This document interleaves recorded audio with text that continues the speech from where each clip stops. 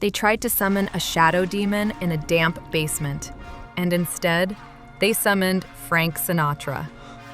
The old leather-bound tome had sat in the cellar of Oak Ridge for as long as anyone could remember. 11-year-old Toby and his best friend Leo crept down the wooden stairs with a flickering flashlight and the kind of reckless curiosity that only kids can afford. A forum in the darker corners of the internet promised an ancient Latin incantation, something dangerous, something mystical. A spell to call a shadow demon and make it obey.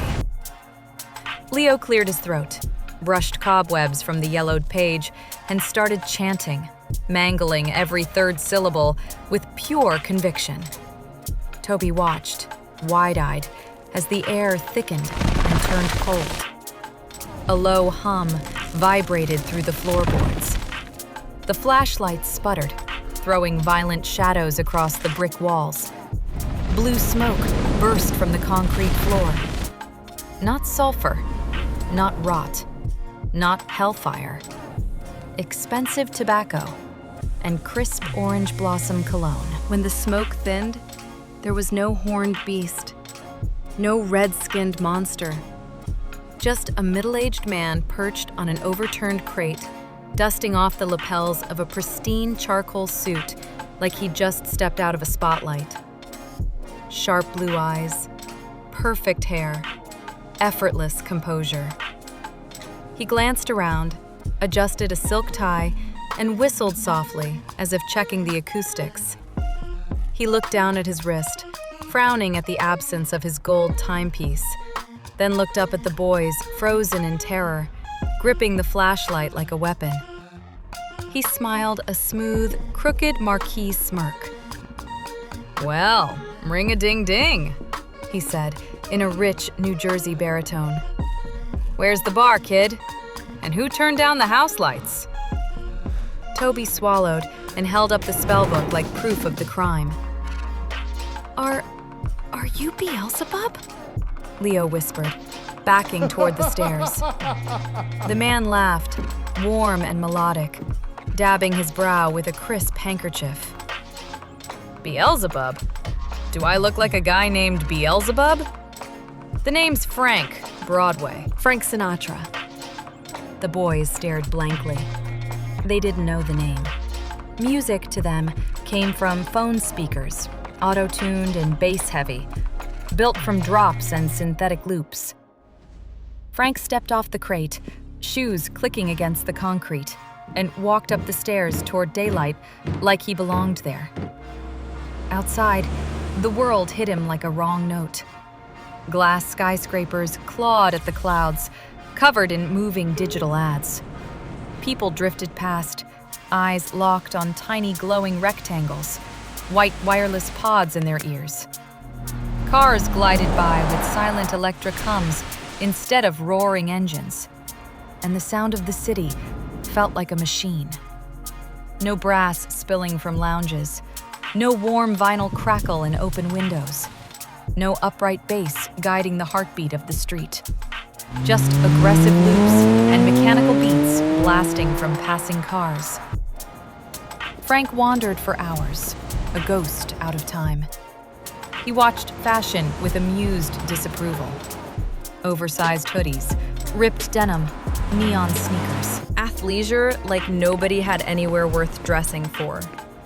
Where were the tailored coats, the fedoras, the elegance? He passed record stores that sold trinkets and digital accessories instead of stacks of vinyl. But even in a century that didn't recognize him, the music inside him stayed intact. Music wasn't a job. It was his architecture. Across the city, in a high-tech recording complex washed in purple LED glow, Ariana Grande paced on a Persian rug like a storm contained in silk. She had the charts, the stadiums, the streams, the global rain. And she felt hollow. Her label wanted the next era, a project that would redefine pop. Ariana had a vision, a new band, a collision of club production and raw vocal soul. But she needed one thing she couldn't find: a male voice with depth and timeless power. Something real enough to cut through a wall of synths without digital correction. Every audition sounded polished, uniform, forgettable. She escaped the booth. A long dark coat, a silk scarf, a quiet exit. Her bodyguard kept distance. She walked into the historic district, searching for silence, and slipped into an obscure basement lounge called the Velvet Room. Low-lit, half-empty, a place that still remembered how to whisper. Then the room changed. Someone stepped onto the small stage. No backing track, no auto-tune rig, just an elderly pianist idling through chords.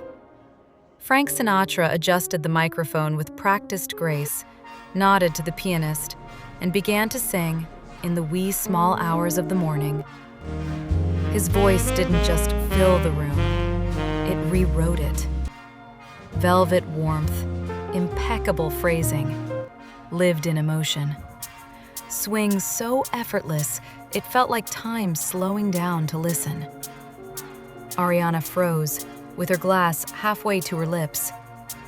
She knew greatness the way a trained singer knows breath.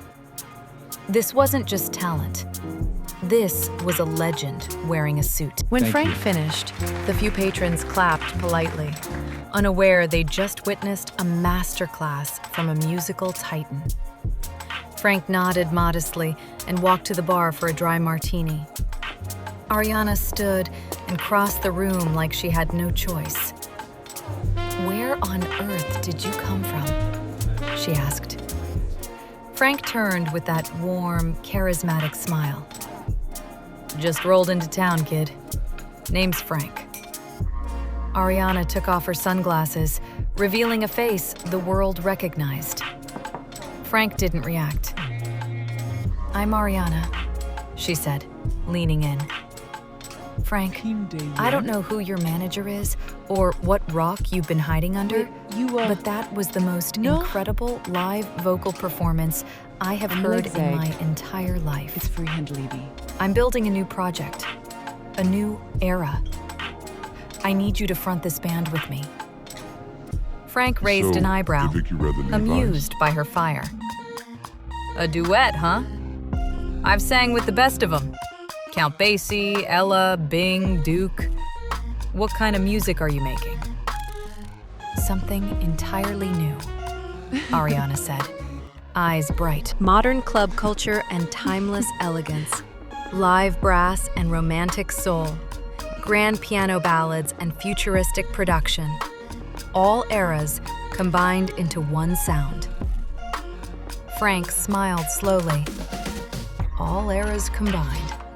Now that sounds like a ring-a-ding-ding idea." Weeks turned into a blur of late-night sessions in Ariana's private studio estate. Frank learned modern technology, multi-track DAWs, sidechain compression, spatial mixes, synth pads that breathed like neon. Ariana learned his craft, micro-phrasing, breath control, emotional storytelling, the living tempo of a real orchestra. Their partnership became intimate, then undeniable. A professional collision that turned into a love affair built on melody. They designed a new aesthetic and named it modern nostalgia. Frank traded tuxedos for tailored suits in electric teal and polished silver. Ariana paired classic silk gowns with sharp modern silhouettes. Together, they wrote genre-breaking tracks, thumping club anthems driven by sub-bass and live horn explosions, followed by intimate piano ballads where his baritone and her crystalline soprano braided into flawless harmony. Ariana found in Frank a man who saw her as an artist, not a commodity. Frank found in Ariana a soul who respected discipline but dared to leap forward. Their love felt chivalrous, grand, impossible, and somehow real. Then the industry noticed. Martin Butcher, a multi-platinum producer and celebrity who believed he owned the future, had chased Ariana for years. He saw her as a trophy to complete his empire. When rumors spread that Ariana had shelved her old album to build something revolutionary with a mysterious singer, Martin's obsession sharpened into rage. His investigators returned with photos of Ariana walking hand in hand through studio gardens with Frank Sinatra. Martin stared at the images like reality had betrayed him. "It's a look-alike," he snapped, slamming his glass on marble.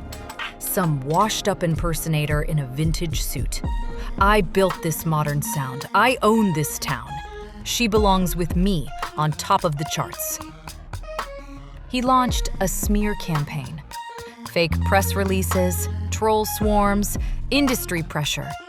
Quiet threats to radio conglomerates to bury anything that sounded too human, too acoustic, too alive. But anticipation only grew. Teaser clips hit the internet. Pulsing beats, unedited harmonies, visuals like a dream stitched from decades. The debut was scheduled as a worldwide televised event at the city's largest arena. 40,000 fans, millions watching live. The stage was a masterpiece of modern nostalgia. Crystal chandeliers above futuristic LED floors, a 40-piece big band beside state-of-the-art synth modules, a massive screen wrapping the entire backdrop like an electric horizon. Behind the curtain, Frank adjusted his silver silk tie and looked at Ariana in an emerald dress that caught every light. He took her hand and kissed her knuckles. "Ready to show him how it's done, Broad?" he whispered. "Always, Frank," she breathed. Together. The show opened like thunder. Electronic bass drums slammed into roaring brass.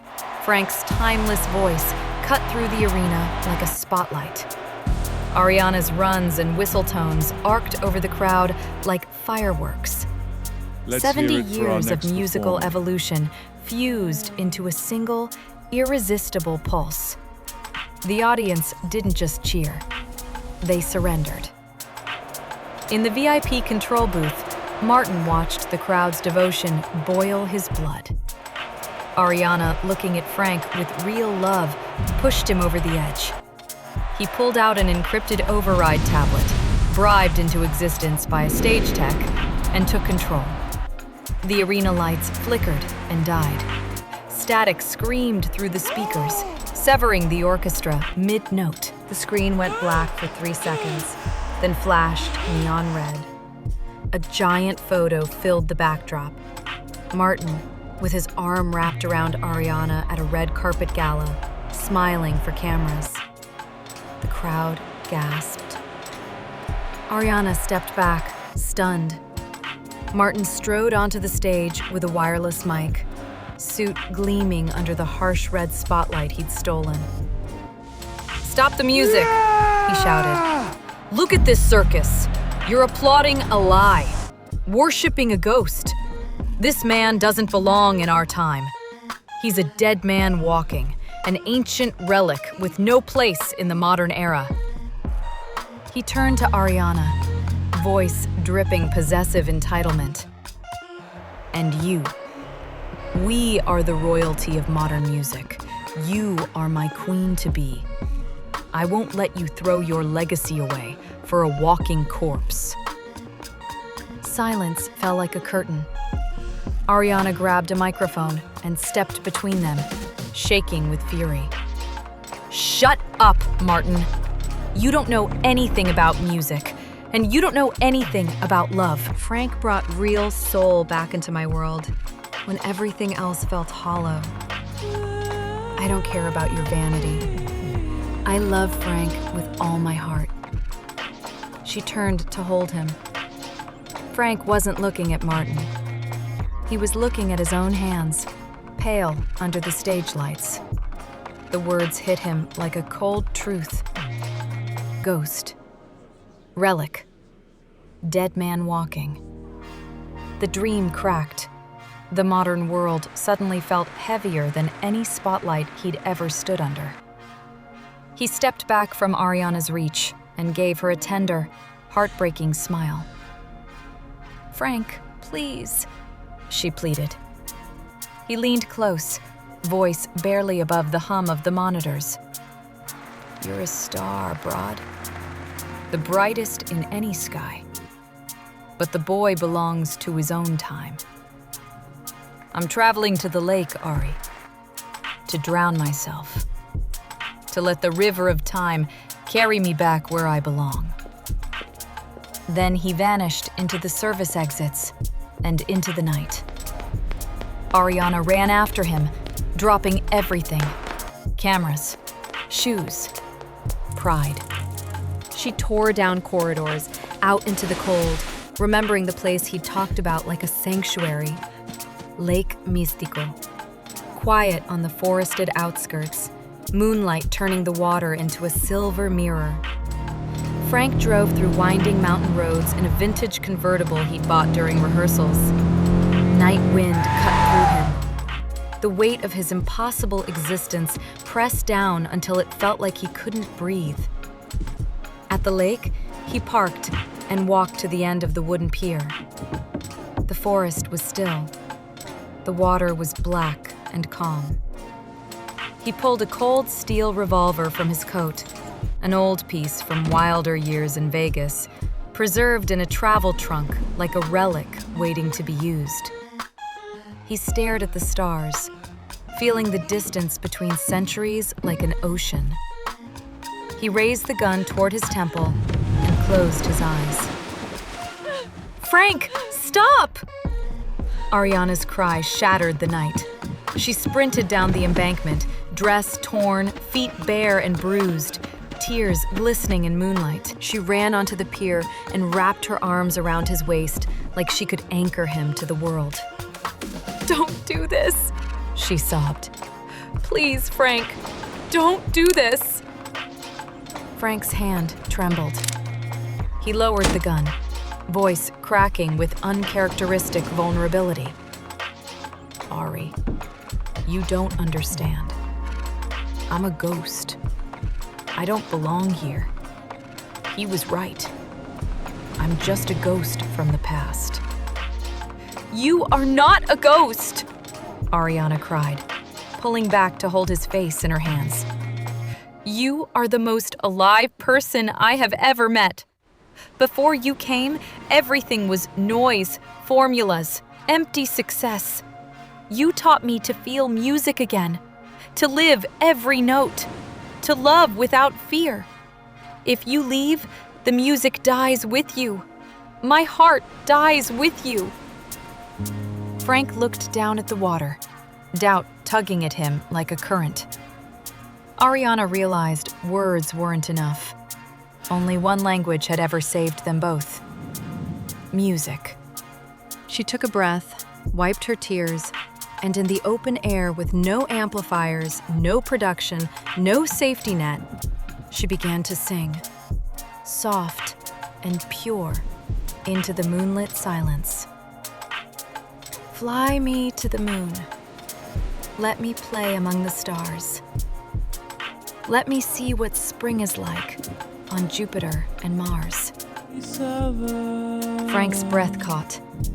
His song, his anthem, carried by her voice with reverence and raw love, stripped the despair clean off his bones. She sang on, her notes floating across the water like a promise. "In other words, hold my hand. In other words, baby, kiss me." Frank let the revolver fall from his hand. It clattered on the planks, rolled, and disappeared into the dark water below. He pulled her into his arms, lifted her, and kissed her under the silver path of moonlight, as if the present had finally decided to keep him.